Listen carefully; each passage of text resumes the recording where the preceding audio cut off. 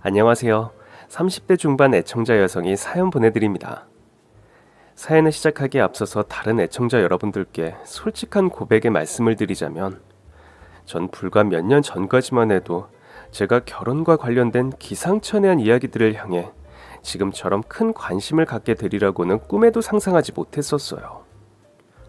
유복한 가정 환경에서 태어나 온실속 화초처럼 곱게 자라왔던 데다가 예술가이신 친정어머니의 기질을 물려받은 덕분에 낭만파적인 성격을 가지고 있었거든요. 그래서 전 결혼 생활을 그저 동화 속 이야기처럼 달콤하고 로맨틱한 것이라고만 상상해 왔었죠. 하지만 결혼 생활과 그로 인한 해괴망측한 사건을 직접 몸소 겪게 되고 보니 생각이 많이 달라지더라고요. 또 그러다 보니까 여러분들께서 소개해 주셨던 사연과 같은 이야기들에 자연스럽게 관심이 쏠리게 되었던 거고요. 이래서 세상은 아는 만큼 보인다는 말이 있는가 봐요. 대체 어떤 사건을 겪었기에 결혼에 대한 생각이 달라졌느냐고요? 그 이야기를 지금부터 본격적으로 해보도록 하겠습니다. 전 태어나 보니 아주 큰 부잣집의 막내딸이었습니다. 자랑하려고 말씀드리는 것이 아니라 현실이 정말로 그랬어요. 제 친정이 어느 정도의 부잣집이었냐면요. 여러분 혹시 이런 얘기 들어보셨나요? 진짜 큰 부자들은 서울에 있는 부자들이 아니라 대대로 지역을 주름잡는 지방 터줏대감들이 정말 알토란 같은 큰 부자들이다 하는 이야기 말이에요. 제 친정이 바로 그런 알토란 같은 지방 터줏대감이었습니다. 친정 아버지께선 할아버지께서 물려주신 재산을 바탕으로 지금의 건설 회사를 일궈내셨어요. 일반 대중들에게는 잘 알려져 있지 않지만 업계에선 건실하기로 이름난 회사이기에 제 친정 아버지께선 중견기업 회장님도 부럽지 않을 정도죠. 반면 제 친정 어머니께선 대대로 서울 토박이이자 화가를 꿈꾸는 미술학도셨다고 해요. 거친 공사 인부들 틈바구니에서 지내던 아버지께선 자신과는 다르게 낭만적이고 예술가스러운 어머니의 모습에 한눈에 반하셨대요. 그렇게 두 분은 결혼을 하셨고 어머니께선 아버지가 마련해 주신 미술관을 운영하는 미술관 원장님이 되셨죠. 또한 제가 이처럼 친정의 재력에 대해 당당하게 말씀드릴 수 있는 이유는 제 친정은 소위 나만 잘 먹고 잘 살면 된다 하는 철학을 가진 못된 부잣집이 절대로 아니기 때문입니다. 오히려 요즘 부자들 중 보기 드물게 어려운 이웃에게 나누고 베푸는 삶을 사는 부잣집이에요. 돌아보면 정말 그랬습니다. 제 친정 부모님께선 매년 거액의 기부금을 사회에 환원하셨어요. 그 기부금은 결식 아동들부터 가난한 대학생들의 등록금, 그리고 독거노인분들에게 이르기까지 참으로 폭넓고 뜻깊게 사용되었고요. 비단 금전적 기부뿐만이 아니라 부모님께선 틈틈이 직접 봉사활동을 다니시기도 했어요.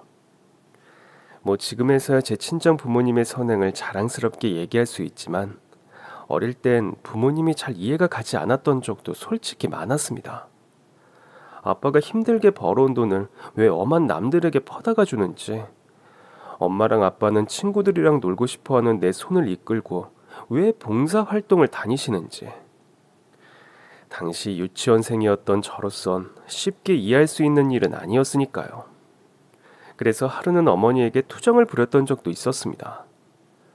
그날은 어머니께서 또 제 손을 이끌고 고아원에 봉사활동을 떠나시던 주말이었죠. 싫어요. 나 안 갈래요. 갈 거면 엄마랑 아빠 둘이서만 가세요. 봉사활동이 왜 그렇게 싫은지 물어봐도 될까? 엄마랑 아빠는 참 즐겁고 행복한데 말이야. 나도 다른 애들처럼 친구들이랑 놀고 싶단 말이에요.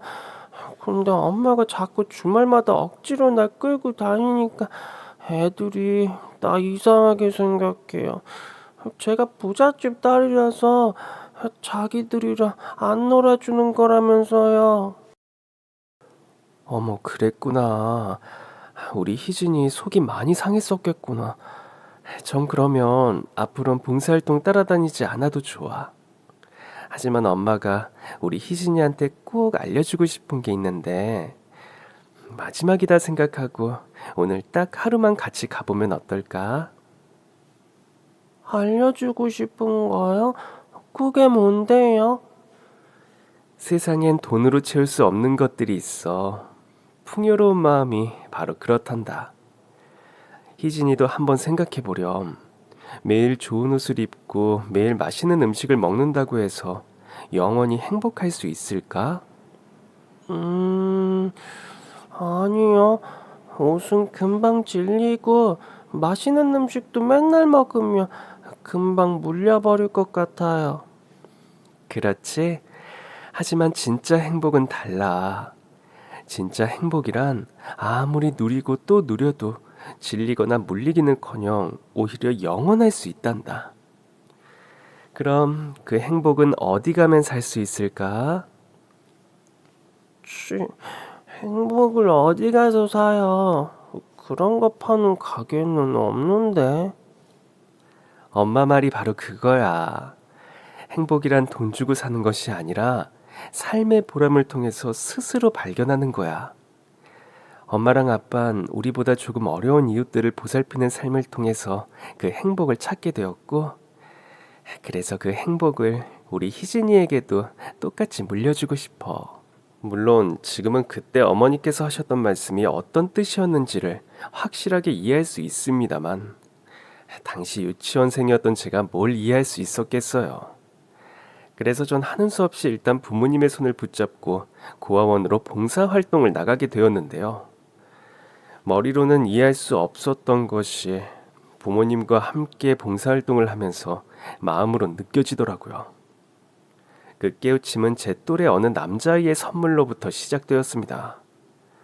해질녘이 되어서야 봉사활동을 마친 제가 집으로 돌아가기 위해 아버지의 차에 오르려는 순간 한 남자아이가 급하게 다가와선 저에게 초코파이 하나를 내밀었어요.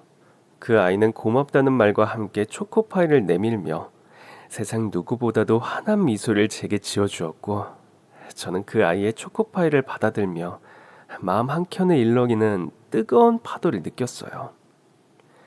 초코파이 그거 전 집에 가면 방에 쌓아두고 먹을 수 있는 거였거든요.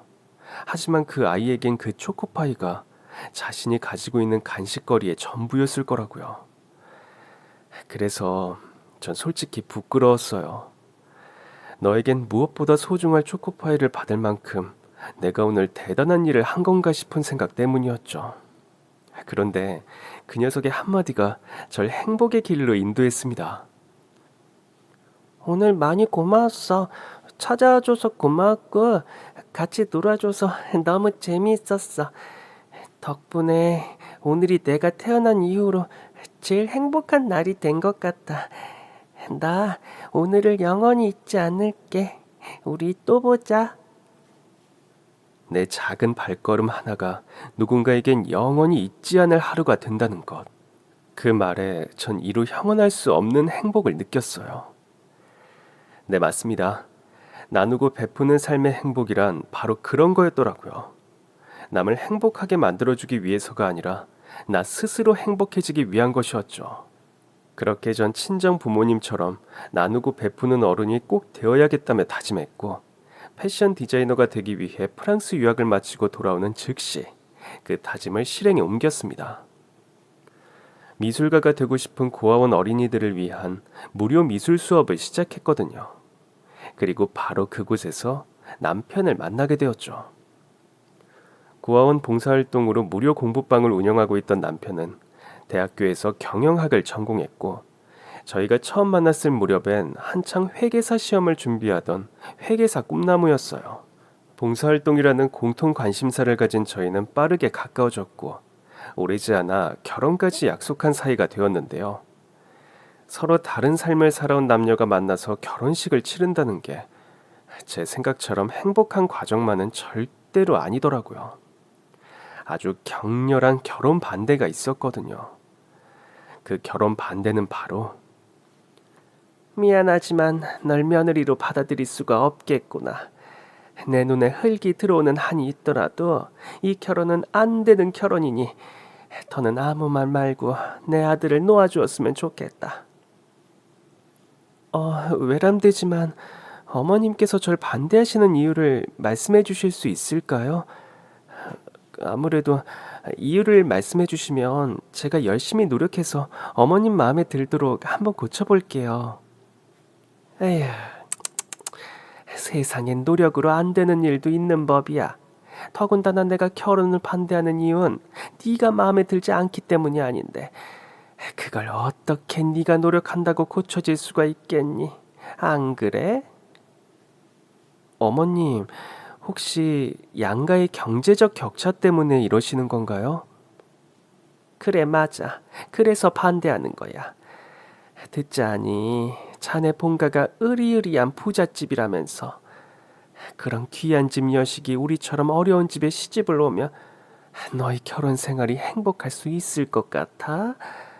자고로 송충이는 송잎을 먹고 노예는 뽕잎을 먹어야 하는 법이야. 서로 살아온 환경이 다르고 함께 살아가는 본가 식구들이 다른데 어떻게 서로 어울릴 수가 있겠느냐고. 아닌 말로다가 살면서 작은 문제라도 하나 불거져 봐라. 너희 부모님 입에서 가난한 사위 깎아내리는 말 나오고 결혼 잘못시켰단 소리 뻔히 나올 텐데 나도 그런 결혼 시켜서 내 아들 업신여김 당하면서 사는 꼴 난 못 본다. 그런 점이라면 걱정하지 않으셔도 됩니다. 저희 부모님께선 돈 가지고 사람 업신여기실 분들이 절대 아니세요. 제가 이렇게 장담합니다. 아, 글쎄, 네 입에서 무슨 말이 나온다 한들 난 내 아들 넘겨줄 생각 없다니까 그러네. 그리고 지금도 봐라. 세상 물정 모르는 부잣집 딸내미처럼 행동하고 있잖니. 결혼이라는 게 원래가 마음만으로 되는 일이 아니야. 너 같은 부잣집 딸내미는 우리처럼 하루 벌어 하루 먹고 사는 집안에 시집 와봤자 얼마 당연히 버티지도 못할 거고 오래지 않아 우리 아들 원망이 나면서 살 게 뻔하다고. 그러니 이만 물러가서 너한테 맞는 사람 찾아. 네, 맞습니다. 결혼 반대를 당한 쪽은 오히려 저였습니다. 남편의 집이 정말이지 찢어질 듯 가난한 집안이었기 때문이었어요. 양가가 거주하는 집부터가 격차가 너무나도 확연했습니다. 저희 친정은 마당에 저택이 딸린 거택에 사는데 반해 시댁은 곰팡이 가득한 반지하 월세방에서 모든 식구들이 옹기종기 모여 살고 있었거든요. 또한 시아버님께선 공사일을 다니시고 시어머니께선 참모일을 다녀서 겨우겨우 먹고 사는 상황이기도 했고요. 심지어 문제는 거기서 끝이 아니었습니다. 우리 집에 빚도 좀 있어. 가뜩이나 없는 살림에 아버지께서 다단계에 손을 대셨다가 그만 크게 말아먹는 바람에. 다단계까지 하셨었어? 그래도 아버님 인상은 성실하게 사시는 분 같던데 어쩌다가 그런 일에 손대게 되셨대. 그게 다 가난 때문이지 뭐. 넌 잘 모르겠지만 돈이라는 게 없이 사는 사람에겐 엄청 더럽고 치사한 거거든. 우리 부모님도 돈 때문에 업신여긴 무지하게 많이 당하면서 사셨어. 그러다가 결국 다단계까지 손대게 되셨던 거야. 어떻게든 집안 일으켜보겠다는 악에 바친 욕심 때문에. 그런 일이 있었구나. 이제 좀 이해가 되네. 내가 부잣집 딸이라니까 시어머니께서 얼마나 걱정이 많으셨겠어. 사돈한테까지 업신여김 당할까 봐서. 그리고 재훈이 알지? 내 남동생. 부모님이 걔 대학도 못 보내주셨어. 학자금 대출 이자가 무서워가지고. 근데 그놈은 또 아르바이트로 자기 밥벌이나 겨우 하는 주제에 10살씩이나 많은 여자랑 그것도 결혼도 전에 애까지 낳아서 들어와 버렸지 뭐야. 그래서 우리 부모님께서 당신을 더 며느리로 받아줄 수 없는 눈치더라고. 이리저리 복잡하게 꼬인 집안에 부잣집 딸내미 함부로 받아주었다가 서로에게 못할 짓이라고 생각하나 봐. 엄마는 엄마대로 부자 사돈 눈치 보면서 살 걱정이고 아버진 그나마 대학까지 보내놓은 맏아들이 부잣집이랑 결혼 잘못했다가 쫓겨나가지고 이혼남 꼬리표나 달게 되진 않을까 걱정이고. 그나마 우리 집에선 내가 유일한 희망이니까. 그래서 회계사가 되려는 거야? 우리 집에선 내가 유일한 희망이니까 부모님 입장에선 내 결혼을 함부로 시킬 수가 없는 거지. 결혼이라는 게 서로의 사랑만 있으면 되는 건 줄 알았는데 그게 아니었구나. 세상 원래 그렇지 뭐. 이제 어쩔 생각이야? 그래도 난 아직은 사랑을 한번 믿어보고 싶어. 우리 부모님이 저렇게 심지를 켜고 반대하는데 어쩌려고. 어떻게든 허락받아야지. 우리 부모님 돈 때문에 사람 업신여길 뿐 절대로 아니거든. 오히려 돈보다 사람이 먼저라고 가르치신 분이지. 그니까 일단 당신은 아무 걱정하지 마. 내가 어떻게든 시부모님 설득해 볼게. 그렇게 호언장담은 했지만 솔직히 저로선 뾰족한 방법이 없었습니다. 평생을 쌓이고 쌓인 가난에 대한 원망과 부자들에 대한 불신을 하루아침에 불식시키는 건 사실상 불가능에 가까운 일이었으니까요. 하지만 진심은 언제나 통하는 법이라고 했던가요. 오래지 않아 결혼 승낙의 기회가 아주 뜻밖의 계기로 인해 찾아왔어요. 제가 어떻게 하면 시부모님의 상처를 달래드리고 결혼을 허락받을 수 있을까 하는 생각으로 마음 복잡한 날들을 보내고 있던 어느 날, 아주 늦은 밤중에 시어머니로부터 덜덜 떨리는 목소리로 전화가 걸려왔습니다. 혹시 자고 있었니? 아니요, 어머님. 그냥 이래저래 뒤척거리고만 있었어요. 근데 이 시간은 어쩐 일로? 혹시 무슨 일 있으세요?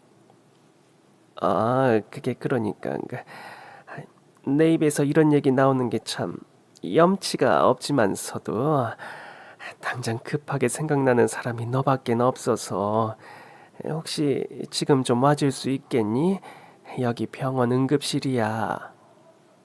순간 가슴이 덜컥 내려앉은 제가 대충 겉옷만 거치고서 급히 응급실로 달려가 보니 동서와 병석에 누워 계신 동서의 아버지와 실랑이를 벌이고 있었습니다. 아르바이트생인 제 시동생과 사고를 쳐서 혼전 임신으로 애를 낳아서 들어왔다던 바로 그 10살 연상의 동서 말이에요. 그때 동서는 돈 걱정 말고 치료받으라는 말만 반복했고 동서의 아버지는 병원비가 한두 푼 하느냐며 치료를 거절하셨죠. 이에 영문을 모르던 제가 고개만 갸웃하고 있는데 마침 동서 부녀 사이에 끼어서 눈물만 흘리는 시어머니의 모습이 제 눈에 들어오더라고요. 그래서 전 시어머니를 응급실 밖으로 조용히 모시고 나서 여쭈어 봤어요. 이게 대체 무슨 상황인가요? 무슨 상황이긴. 돈 없이 사는 사람들이 드물지 않게 겪는 일이지. 네 동선의 친정 아버지가 사실 위암을 오래 앓고 계셨더라고. 근데 치료비가 없어서 그냥 죽을 작정으로 딸한텐 투병 사실 입도 뻥끗하지 않은 채로 버티셨다더라. 오늘도 쓰러진 채로 발견되어선 저렇게 응급실까지 실려와 놓고 수술 안 받고 버티고 있지 뭐니. 상태가 많이 안 좋으신 건가요? 다행히 위암이라는 게 완치율이 높아서 수술 잘 받고 항암 치료도 잘 받으면 소생하실 수 있다는데 좀 미안하구나. 결혼 반대하는 주제에 이런 꼴이나 보여주고 앉았으니. 아니요. 부모 마음이라는 게 원래 그런 거잖아요. 동서 아버지께서 이대로 치료도 못 받고 돌아가시게 되면 동선 자기 남편을 원망하게 되겠죠. 속수무책으로 장인어른 떠나보낸 죄인이라면서요. 그래서 어머님께선 지금 그걸 걱정하고 계신 거고요. 둘째 아들이 동서한테 구박받으면서 살게 될까봐, 자칫 잘못하면 이혼까지 겪게 될까봐요. 뭐 그런 거라면 걱정 마세요. 다른 일도 아니고 사람 살리는 일인데 당연히 도와드려야죠. 말을 마친 전 곧장 친정 부모님께 전화를 걸어 도움을 청했어요.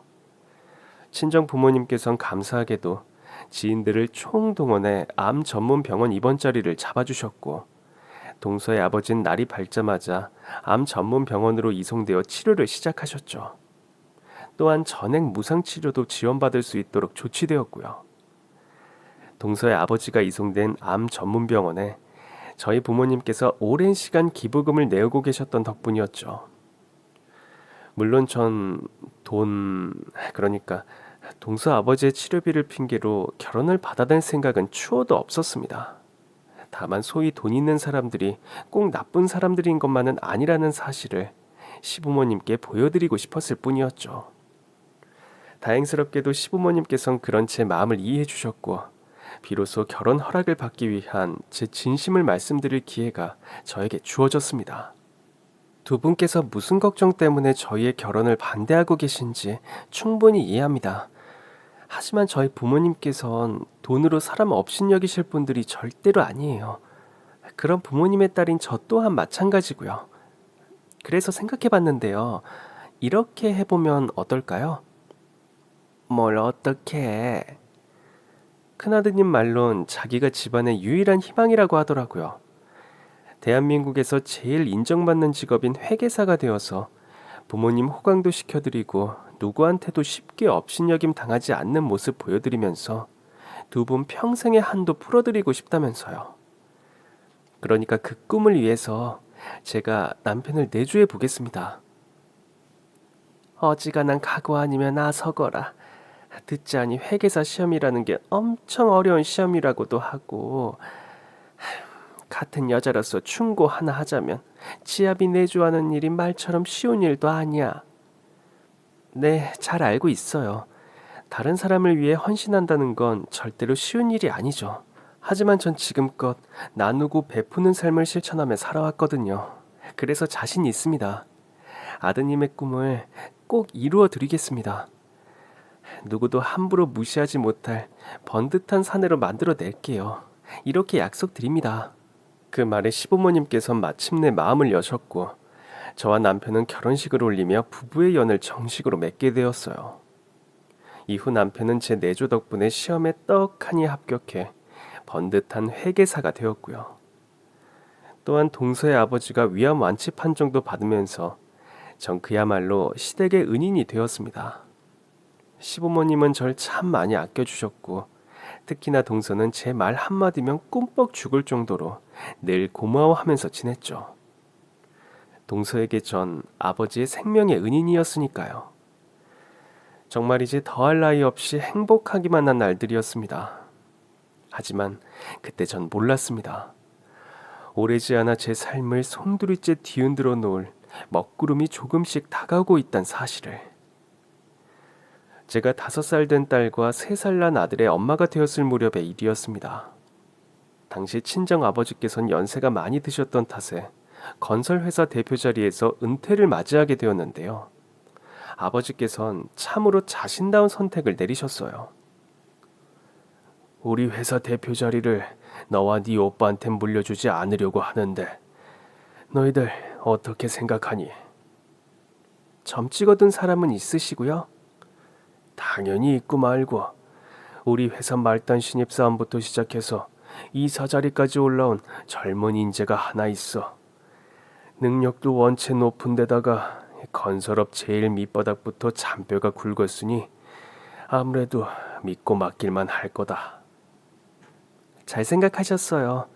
회사 경영이 어려워지면 직원들 생계도 같이 어려워지는 건데 당연히 건설업 전문가한테 경영을 맡기셔야죠.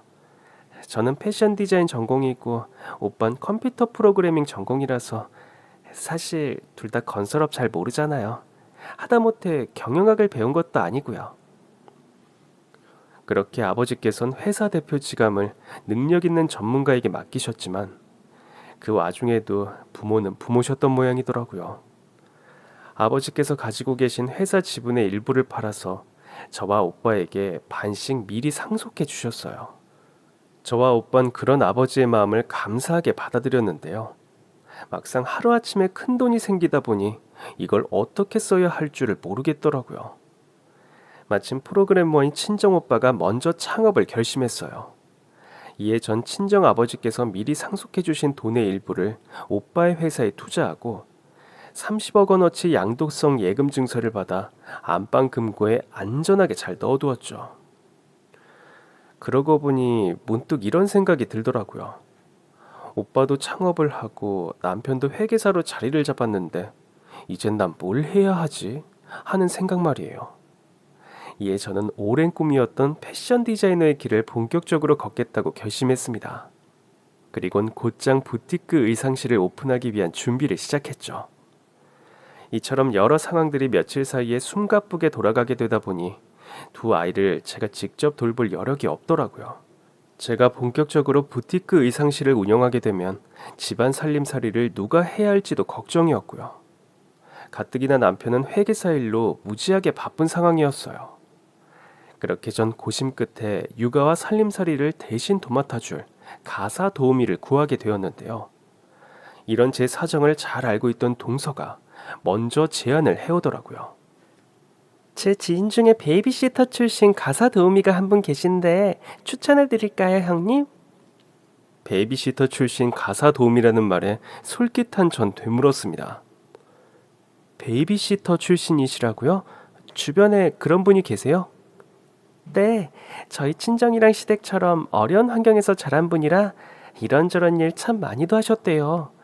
그래도 대학까지 잘 나와서 원래는 베이비시터 겸 가정교사로 일했었는데 요즘 젊은 엄마들 등살이 워낙 드세다면서 가사 도우미로 전직하셨어요.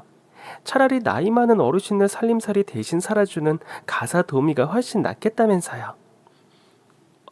그럼 저희 쪽이랑은 잘 안 맞지 않을까요? 얘기를 들어보면 어르신들을 위한 가사 도우미 같아서요. 그거야 요즘 젊은 부모들 등살 때문에 그런 거고요. 형님네는 인격적으로다가 훌륭한 분이시니까 제가 말만 잘하면 도와주실 거예요. 마음 같아선 제가 도와드리고 싶지만 저도 얼마 전부터 일을 다니기 시작해서요. 게다가 시어머니께서도 허리가 많이 편찮으셔서 아이 대신 봐주시긴 어려운 상황이기도 하고요. 그렇다면 저야 좋죠. 대신 남편한테 얘기는 해보고 결정할게요. 집안에 다른 사람이 드나드는 걸 남편이 불편하게 생각할지도 모르니까요. 그날 전 남편에게 가사 도우미를 모셔보면 어떻겠느냐고 제안했는데요. 제가 말하기도 전에 남편은 이미 동서가 추천한 가사 도우미의 존재를 알고 있는 눈치더라고요. 덕분에 길게 고민할 필요도 없어졌던 전 곧장 가사 도우미분을 고용했어요. 그분은 역시나 듣던 대로 일을 참 잘하시는 분이더라고요. 살림 솜씨도 솜씨거니와 아이들과 놀아주면서도 교육도 함께 해주시는 모습이 참 만족스럽고 감사했어요. 그래서 전 근무 첫 달부터 급여 인상과 함께 보너스를 지급했죠. 그런데 어느 날부터인가 안방 금고로부터 묘한 위화감이 느껴지기 시작했습니다. 당시 제가 쓰던 안방 금고는 귀금속이나 중요한 서류를 간편하게 보관할 수 있도록 만들어진 작은 박스 정도 크기의 금고였는데요. 제가 퇴근하고 돌아와 금고를 볼 때마다 금고의 위치가 출근할 때와는 다르게 아주 미세하게 틀어져 있었어요. 마치 누군가가 금고에 손을 댔던 것처럼 말이죠. 물론 다른 사람이 보았다면 눈치채지 못할 정도로 아주 미세한 틀어짐이었어요. 하지만 0.1cm의 차이에도 민감하게 반응해야 하는 패션 디자이너란 직업을 가진 제 눈엔 너무나도 선명하게 보이는 틀어짐이기도 했죠. 처음엔 전 가사 도우미분께서 청소하다 건드렸나 싶어서 물어보았어요. 뭐 하나만 여쭤볼게요, 여사님. 조금 민감할 수도 있는 얘기니까 오해하지 말고 들어주셨으면 좋겠어요. 요 며칠 안방 금고를 누가 손댄 것 같더라고요. 그래서 혹시 청소하시다가 조금씩 건드려졌나 그래서 움직였나 싶어서요. 그러자 가사 도우미가 아주 사람 좋은 미소로 대답했습니다. 에이, 그럴 리가요, 사모님. 안방은 매일 청소하지만 금고 쪽은 안 건드렸어요. 다른 사람 집에서 일하다 보니까 금고 같은 중요한 곳에 함부로 손댔다간 괜한 오해받기 십상이더라고요. 그렇죠. 그래도 느낌이 조금 이상해서요. 저 여사님을 의심한다는 건 아니니까 괜히 심려치 마세요. 혹시 첫째가 만졌던 건 아닐까요? 첫째 5살이면 한참 호기심 많을 나이니까 충분히 그럴 수 있어요. 안 그래도 요 며칠 안방에서 혼자 많이 놀고 있는 걸 제가 자주 보기도 했었고요. 생각해보면 일리 있는 말이라고 생각했습니다.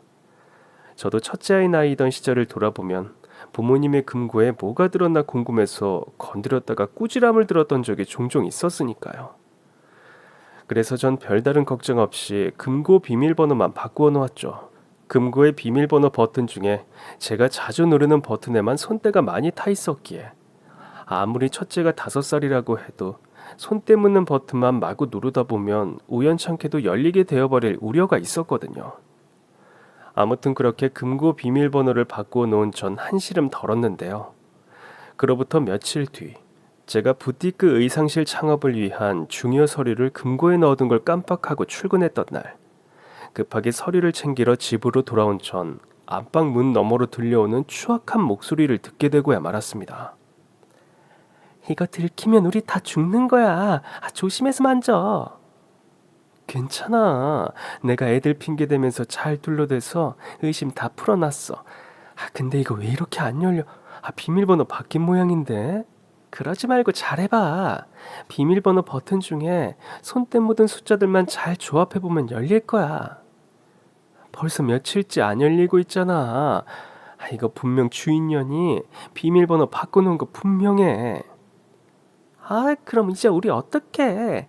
금고문 못 열면 안에 들어있는 30억짜리 양도성 예금 증서도 못 빼가는 거잖아. 순간 공포에 휩싸인 전 온몸을 달달달달 떨고야 말았습니다. 가사 도우미, 아니 도둑년을 제 손으로 집에 들인 것도 모자라서 이를 그렇게 꾸며놓은 사람이 다름 아닌 한 식구인 동서였으니까요. 하지만 침착해야 했어요. 가사 도우미와 동서 모두 제 두 아이들이 어느 유치원을 다니는지 뻔히 알고 있었기에 현명하게 처신해야만 했습니다. 그래서 일단 전 한껏 겁에 질린 채로 집을 빠져나와 곧장 시어머니에게로 향했어요. 그리고는 동서와 가사 도우미가 둘이서 짜고서 제 집에 있는 30억짜리 양독성 예금 증서를 도둑질해갈 요령이란 사실을 모두 말씀드렸습니다. 지금이라도 시어머니께서 동서를 말려주기를 바라는 마음에서였죠. 하지만 제가 말을 마치기가 무섭게 시어머니가 제 입을 턱 틀어막고 속삭이더군요. 이래서 눈치 빠른 것들은 싫다니까. 사람이 살다 보면 돈 욕심이 생길 수도 있는 거지. 그걸 쪼르르 달려와서 일러바치기나 하고 말이야. 다 눈치 깠으면 이년아 입 닥치고 비밀번호나 불러. 비밀번호를 대체 뭘로 바꾼 거야? 네, 맞습니다. 동서와 가사 도우미의 흉악한 작당 모의에 시어머니, 아니 시모도 한패거리였던 것이었어요. 도저히 솟아날 구멍조차 없을 것만 같던 절체절명의 순간, 저에게 단 한 가지의 다행스러운 점이 있었다면 그건 바로 시댁에 저와 시모 단 둘뿐이었던 것이었습니다. 늙고 병든 시모를 제가 힘으로 제압하는 건 그다지 어려운 일이 아니었죠. 이에 저는 있는 힘껏 시모를 패대기 쳐놓곤 필사적으로 도망쳤고, 도망치기가 무섭게 가장 먼저 한 일은 유치원에 있는 두 아이를 데려다가 친정오빠네 집으로 향한 것이었어요. 안방에 있는 금고야 비밀번호를 모르는 그년들이 당장 어찌할 수 있는 상황은 아니었기에 가장 시급한 일은 두 아이를 안전한 곳으로 데려다주는 일이 최우선이라고 생각했거든요. 물론 그년들이 금고를 당장 열어 30억짜리 양도성 예금 증서를 도둑질해 갈 수 있다 쳐도 전 아이들의 안전을 먼저 생각했을 거예요. 그게 엄마 마음이니까요. 아무튼 그렇게 친정오빠를 마주한 전 울며 불며 그년들의 흉악한 작당 모의 사실을 모두 털어놓았는데요. 그제서야 경찰에 신고를 해야 한다는 생각이 들더라고요. 미안한데 오빠, 나 도망치느라 휴대폰 어디다가 잊어버렸나 봐. 경찰에 신고하게 휴대폰 좀 빌려주라. 아직 경찰에 신고 안 한 거야? 너무 무서워서 머리가 하얘지는 바람에 경찰에 신고할 생각을 못했어. 당장 아이들부터 안전한 곳으로 데려다 놓아야 한다는 생각뿐이었거든. 아니야, 경찰에 신고하지 않기를 잘했어. 그쪽 사람들이 조카들 신상 다 알고 있는데 함부로 경찰에 신고했다가 아이들한테 해코지라도 하면 큰일 나잖아.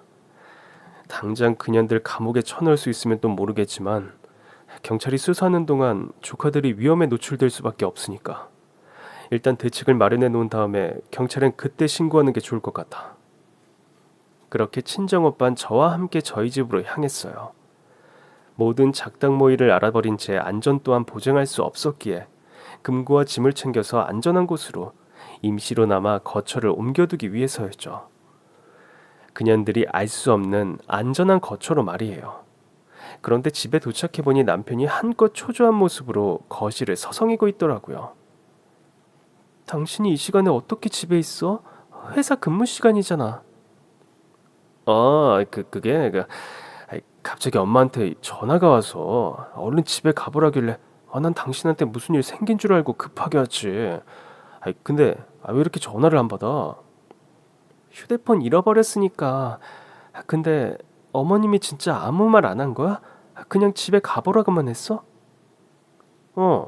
그냥 얼른 집에 가보라고만 했어. 근데 이 형님은 또 무슨 일로 같이? 그날 남편은 정말 아무런 내막조차 모르는 사람처럼 보였습니다. 그래서 전 일단 한시름 덜었죠. 적어도 남편만큼은 그 흉악한 작당모이와 한패거리가 아니라는 뜻이었으니까요. 남편이 제 편이란 건 단지 저만의 생각은 아닌 것 같았습니다.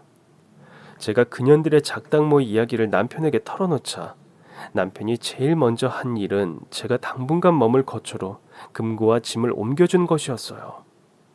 물론 그 임시 안전가옥은 친정오빠가 직접 마련해준 집이었고요. 또한 임시 안전가옥으로의 이사는 제 친정오빠의 생각과 같은 것이었습니다. 동서와 시모와 가사도우미의 손길이 닿지 않는 곳으로 일단 절 피신시켜 놓자는 생각 말이에요. 또한 남편은 제가 너무 경황이 없어 아직 경찰에 신고를 못했단 말을 꺼내자 친정오빠와 다소 비슷한 반응을 보였습니다. 그래, 잘 생각했어. 우리 아이들 신상을 다 알고 있는 사람들인데 괜히 경찰에 신고부터 했다가 해코지 당하는 것보단 조용히 처리하는 쪽이 훨씬 낫겠지. 더군다나 이건 집안일이잖아. 안 좋은 가정사 때문에 괜히 사람들 입방아에 오르내리는 건 당신이랑 처가댁 체면에도 좋을 것 없어. 그러니까 이 일은 내가 알아서 처리할게. 그렇게 남편은 동서와 시모를 제 앞에 불러다 앉혀서 아주 호되게 꾸짖었어요. 재수 씨가 어떻게 제 처에게 그런 말 같지도 않는 생각을 품을 수가 있습니까? 사돈어른 위암 치료를 받을 수 있었던 게 다 누구 덕분이었는데요. 그리고 엄마도 그러면 안 되는 거예요. 내가 누구 덕분에 회계사 될 수 있었는지 벌써 잊었어요? 이 사람이 우리 집안한테는 평생의 은인이라고요. 더 말할 것도 없고 앞으로 내 얼굴 보고 살 생각하지도 말아요. 확 의절해버리려니까. 그런 남편의 호통에 시모와 동서는 꿀먹은 벙어리처럼 아무 말도 못했고 전 그들이 모르는 임시 거처에서 머물며 하루하루 안정을 찾아 나갈 수 있었는데요. 그로부터 얼마 뒤 제 친정오빠가 미국 대기업과 거래가 성사되어 계약을 체결하기 위해 미국 출장을 떠나던 날이었습니다. 그날은 마침 남편이 저와 시간을 보내주기 위해 회사에 반차를 쓴 날이었고 전 두 아이를 직접 유치원에 보내놓은 다음에 안전가옥으로 돌아와 그곳에서 기다리고 있던 남편과 여유로운 시간을 보내고 있었어요. 그런데 제 임시 안전가옥을 어떻게 알아냈는지 시모와 동서가 찾아왔더라고요. 금고를 부수어서 30억 양도성 예금 증서를 가져가기 위한 공구들을 마치 무기처럼 들고 앞장 세워서 말이에요. 아니나 다를까 시모가 제 면전에 공구를 무기처럼 들이밀며 겁박하기 시작했습니다. 이런데 숨어서 지내면 우리가 못 찾아낼 줄 알았니?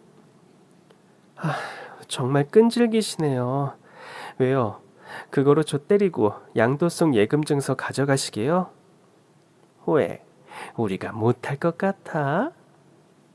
그 말에 전 회심의 미소를 지으며 대답했습니다. 상황이 너무 가짜나서 웃음이 다 나오네. 에라이 무식한 노인네야. 겨우 그딴 걸로 금고가 부서지겠어? 넌 이 공구들이 금고 부수려는 걸로 보이니? 비밀번호 순순히 불지 않으면 니년 태갈통부터 부숴버릴 거야. 자신 있으면 어디 한번 해보던가. 금고 비밀번호 그거 남편도 몰라. 나 건드리면 비밀번호는 영원히 아무도 모르게 되는 거라고. 그래, 그럼 어디 한번 해보자. 너 그 집에서 가사도우미를 일하던 김 여사가 지금 어디에 가 있을까? 바로 유치원에 가 있지. 왜? 니년 자식들 인질로 잡아서 데리고 오려고.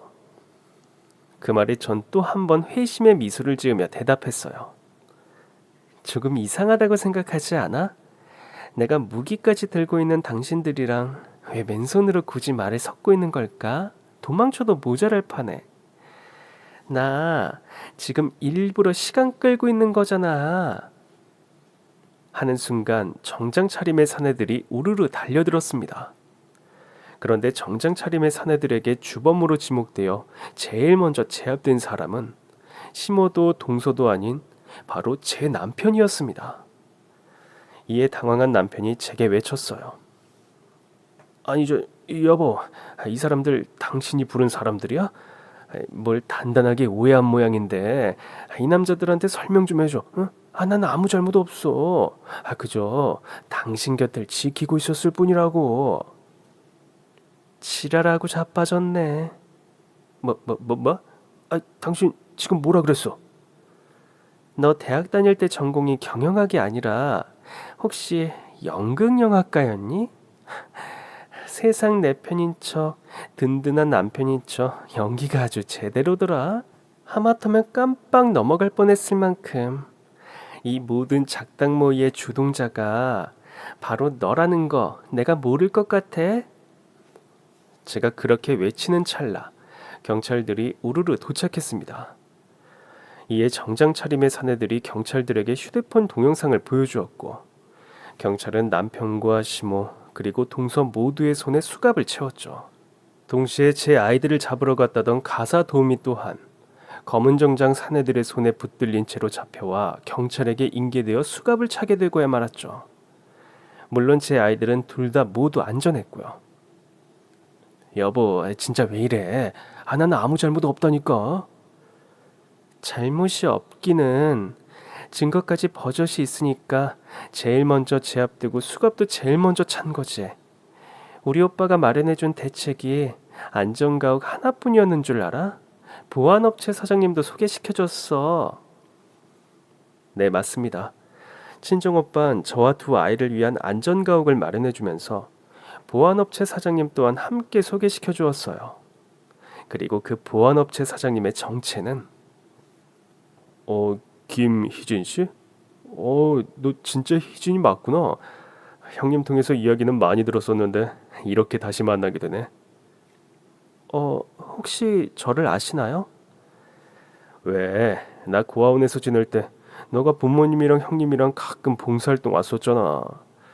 그리고 그때 내가 너한테 초코파이 주면서 덕분에 내 생애 제일 행복한 날이었다고 영원히 잊지 않겠다고 했었는데 기억 안 나? 그제서야 전 보안업체 사장님의 얼굴을 알아볼 수 있었어요. 저에게 봉사활동의 기쁨을 알려주었던 바로 그 고아원 소년이더라고요. 제 친정오빠랑은 남자들끼리 가끔 모임자리를 함께하면서 연락을 이어오고 있었던 사이였고요. 아무튼 그날 보안업체 사장은 이런 일을 많이 맡아서 처리해본 전문가답게 아주 냉철한 판단을 내렸죠. 내 경험상 남편도 한패거릴 확률이 높아. 보통 이런 상황은 가족 전체가 작당 모의를 했을 경우들이 거의 대부분이거든. 그래도 남편은 날 위해서 시댁 식구들이랑 의절까지 했는데? 그렇다고 해도 아무리 그래도 의심스러워. 시어머니라는 인간 전화 받고 남편이 집에서 널 기다리고 있었다면서. 보통 그런 계획을 들켰으면 빨리 도망을 쳐야지. 근데 버젓이 아들한테 전화해서 아내한테 가보라고 한다. 그것부터가 이미 한패란 소리 아니겠어? 그렇게 생각하면 퍼즐도 깔끔하게 맞춰지고 의절하는 척 연기하면서 네 곁에 머물러 있다가 친정오빠란 방패막이가 사라지는 그 순간 들이닥쳐서 아마도 널 겁박하려는 속셈일 거야. 네가 어디에 숨어 지낼지 알아내기 위해서라도 남편은 너의 편인 척 행세해야만 했을 거고. 말이야 그럴싸했지만 증거가 없었습니다. 그래서 보안업체 사장은 제 남편 몰래 안전가옥에 홈 CCTV를 설치했는데요. 그랬더니 그 홈 CCTV에 어떤 장면이 찍혔는 줄 알아? 내가 아이들을 유치원에 데려다 주러 집을 비울 때마다 너랑 시모랑 전화 통화하면서 작당 모의 하는 영상. 그래서 오늘 이런 일이 벌어질 줄 난 다 알고 있었어. 우리 오빠 미국 가는 날에 방패막이 없어진다고 그때 거사 치르자고 하는 통화 목소리까지 CCTV에 다 찍혀 있었으니까. 네, 맞습니다. 정장 사내들이 경찰에게 보여주었던 휴대폰 동영상은 제 안전가옥의 홈 CCTV 영상이었어요. 남편이 한패거리라는 빼도 박도 못할 증거였죠. 또한 당연히 정장 사내들은 절 위에 친정오빠와 보안업체 사장이 준비해준 경호원들이었습니다. 경호원들은 제 안전가옥 바로 옆집에 처음부터 24시간 상주하고 있었어요. 홈 CCTV로 지켜보다가 위험한 상황이 발생한다 싶은 순간 들이닥쳐서 절 구할 수 있도록요. 또한 두 아이의 유치원 근처에도 경호원을 배치해 두었고 덕분에 아이들을 잡으러 갔던 가사 도우미를 현장에서 제압할 수 있었죠. 물론 이 모든 것들이 남편은 전혀 모르는 채로 준비된 작전이었고요. 아무튼 그렇게 정신 나간 시댁 쓰레기들과 가사 도우미를 검거할 수 있었던 전 마지막으로 남편에게 물어보았죠. 어차피 너랑 너네 식구들은 끝났어. 그니까 한번 물어나 보자. 왜 갑자기 돈에 눈이 돌아버린 거니? 적어도 너 하나만큼은 제정신 똑바로 박힌 사람이었었잖아. 어차피 다 끝났다며. 사람 이렇게까지 몰아세워놓고 고해성사라도 하길 바래? 혹시 알아? 그럴싸한 사유라도 있으면 선처해달라는 탄원서라도 한 장 써줄지. 이에 잠시 망설이던 남편은 한숨을 푹 내쉬곤 이실직고 했습니다. 장인어른이 너무 야속하더라. 어떻게 생판 남한테 회사 경영권을 넘겨줄 수가 있어? 당신이랑 형님이야 경영 잘 모른다고 해도 난 엄연히 경영학까지 전공한 사람이잖아. 근데 왜 애꿎은 남한테 경영권을 넘겨버리느냐고. 겨우 그런 이유로 이딴 짓을 벌인 거니? 친자식인 나랑 오빠도 눈독 들이지 않았던 경영권이야. 그걸 당신이 왜 함부로 넘봐서 이 사달을 내? 당신 피 섞인 아이들의 안전을 위협해가면서까지. 사이도 자식이란 말이 있잖아. 그래서 나도 자격 있을 거라고 생각했었는데 기다리던 기회가 돌아오지 않으니까 솔직히 너무 서운하고 배신감이 들더라. 그래서 그랬어. 근데 아이들은 진짜로 딱 인질로만 쓸 생각이었어. 털끝 하나도 다치게 할 생각 없었어. 이거 하나만큼은 믿어주라. 웃기지 마. 자식을 인질로 쓰는 것부터가 마음에 상처 주는 일이고 당신이 인간 자격 없다는 증거니까. 그러지 말고 한 번만 선처해주라. 탄원서 한 장만 써주면 다신 당신이랑 아이들 곁에 얼씬도 하지 않을게. 영원히 사라져줄게. 선처? 웃기고 자빠졌네. 그런 거 애초에 해줄 생각 추호도 없었거든.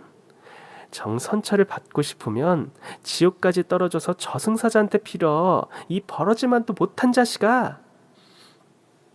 그렇게 외친 전 곧장 금고를 챙겨들곤 경호원들의 호의를 받으며 유유히 자리를 떠났어요.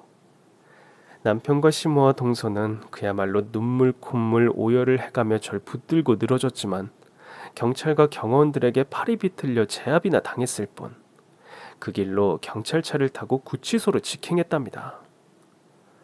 이후 그들은 형사재판에서 모든 혐의가 인정되어 실형을 살고 있어요.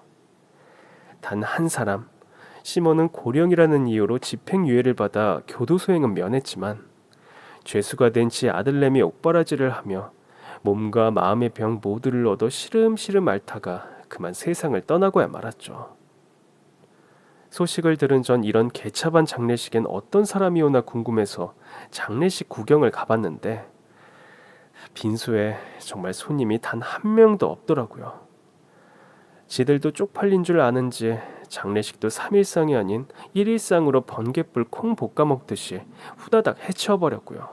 쓰레기 같은 인간에게 참 잘 어울리는 비참하고 쓸쓸한 결말이었다고나 할까요.